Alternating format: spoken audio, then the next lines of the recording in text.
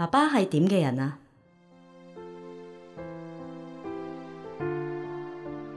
好人，萬能嘅，係啊，萬能嘅。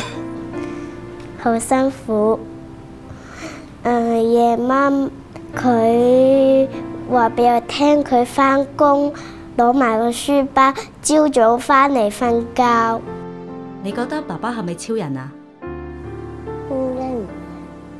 囡囡對我嘅啟蒙係佢哋喺學習上、人生態度上邊有一份嘅執着同堅持，呢個反而我係冇嘅。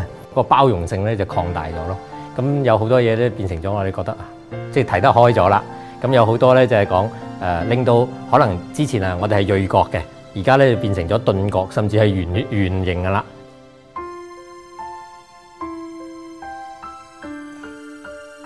爸爸有咩壞習慣呢？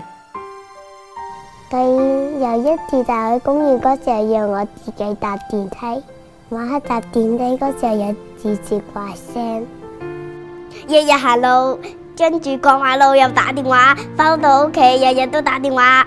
佢永遠係冇錯嘅。係啊，佢永遠都係啱嘅。佢個大學教授話，佢永遠都係佢啱，冇人會，佢唔會係錯嗰個。係，佢唔會係錯嗰個。佢絕對唔可以錯嘅。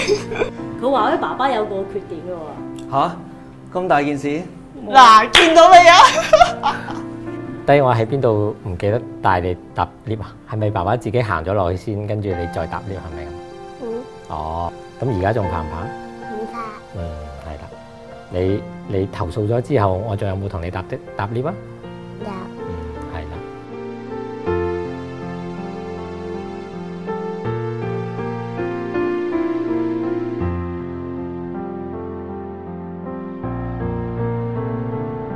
爸爸話我俾心機讀書，大個咗。